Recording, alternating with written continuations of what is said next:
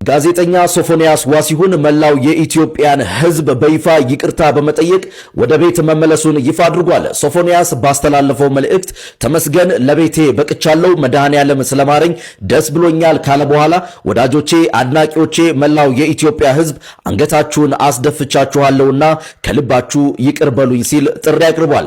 ሶፎንያስ አክሎም እንደ እግዚአብሔር ፈቃድ በቅርቡ በሰፊው መድረክ ኑዛዜን ትሰማላችሁ፣ ብዙ የምናገረው አለኝ በማለት በቅርቡ ትልቅ ሚስጥር ይፋ እንደሚያደርግ የገለጸ ሲሆን መልእክቱንም አትፍረድ ይፈረድብሃል በሚል ከባድ ማሳሰቢያ በዚህ መልኩ ደምድሟል። ታዲያ የጋዜጠኛ ሶፎንያስን መልእክት እንዴት ታዩታላችሁ?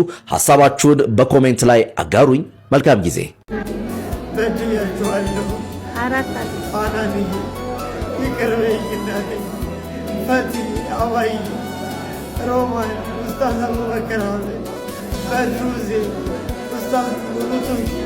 ማርኬታችሁን አስደፍጫችኋል።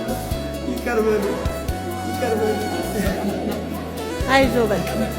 ጋዜጠኛ ሶፎንያስ በአእምሮ ህመም ወይንም ባዮፖላር ዲስኦርደር ተይዞ የሕክምና ክትትል ላይ መሆኑን ይፋ ማድረጉን ሰምተናል። እንግዲህ ጋዜጠኛ ሶፎንያስ በአሁኑ ወቅት አስቸጋሪና አሳሳቢ ከሆነው የባይፖላር አእምሮ ህመም ጋር እየታገለ መሆኑንና በሕክምና ክትትል ላይ እንደሚገኝም በይፋ አስታውቋል። የሥራ ባልደረቦቹን አድናቂዎቹንና መላው ቤተሰቡን በሐሳብና በጸሎት ከጎኑ እንዲቆሙም ጠይቋል። ይህንን አስቸጋሪ ወቅት በበሰልና በቁርጠኝነት ስሜት እየተጋፈጠው መሆኑን የገለጸው ጋዜጠኛው እንግዲህ ሕክምናውን በጥንቃቄ እየተከታተለ እንደሚገኝና በአምላክ እገዛ እንዲሁም ደግሞ በሕክምና ባለሙያዎችም ድጋፍ ይህንን ጊዜ እንደሚያልፈው ሙሉ እምነት እንዳለውም ገልጿል።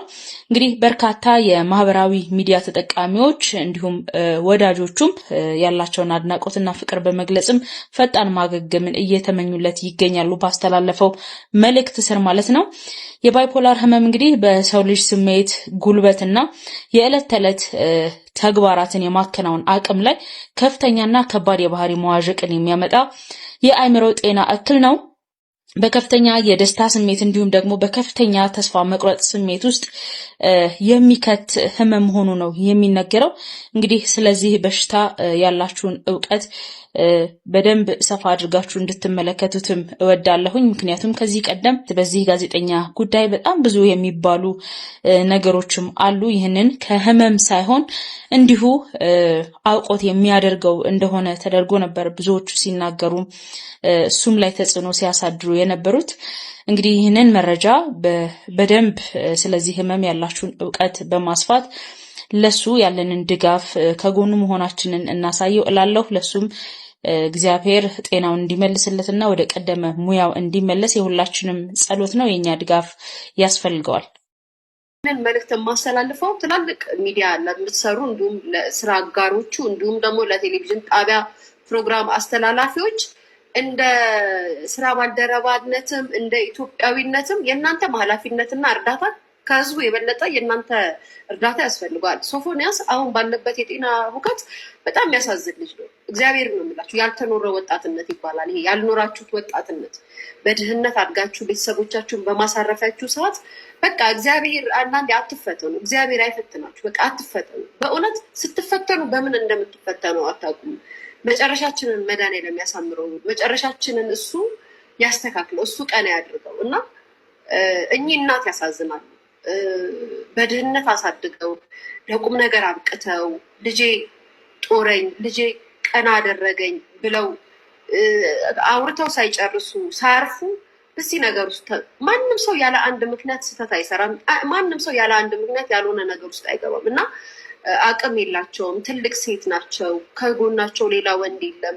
እንዲሁም ቤተሰቦቻቸው እንኳን በተወራበትና በተደረገው ነገር እሳቸውን ራሱ አግልሏቸዋል። ታውቁታላችሁ። የኛ ማህበረሰብ እንደዚህ አይነት ነገር ሰምተው ደግሞ እንዴት ሊያገሏችሁ እንደሚችሉ እና እንዴት ሊጸየፏችሁ እንደሚችሉ አስቡት። እነዚህ ሰዎች እኮ እንደዚህ አይነት ነገር የሚያደርግባቸው ሰዎች እኮ ጋይስ በዚህ ዘመን እኮ ፈቅደው ምናምን እንላለን እንጂ እኮ አንዳንድ አትፍረዱ። መፍረድ ጥሩ አይደለም።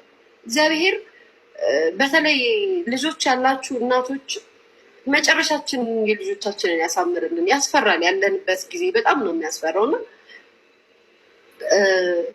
የሶፎንያስን እናት ልትረዷቸው ይገባል። ሶፎንያስንም ደግሞ ወደ ሕክምና ደህና የተሻለ ሕክምና የካቲት ምናምን አይደለም የአእምሮ እንትን የሚረጋጋበት ቦታ ላይ ለአንዳንድ ሰራተኞች ወይንም ደግሞ ለስራ አጋሮቹ የተወሰነ ብር አግዛችሁ ደህና አእምሮ ማገገሚያ ቦታ እንዲቀመጥ ብታደርጉትና ብትረዱት ጥሩ ነው።